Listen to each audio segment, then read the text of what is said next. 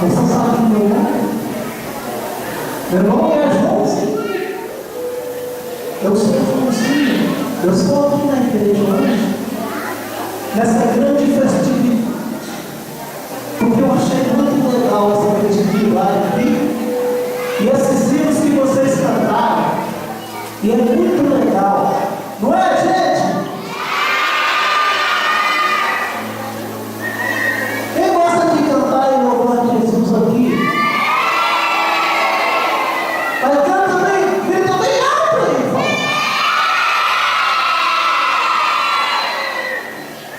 Que legal. Que legal, esse aqui de cada gritou mais alto. Esse de cada gritou também mais alto, mas esse aqui gritou mais. Quem gosta de louvar Jesus ali?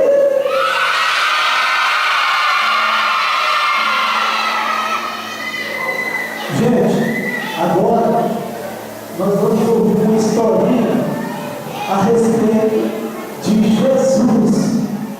Ah? Então vocês vão ficar quietinhos nos seus lugares para nós ouvir a palavra do Senhor, tá?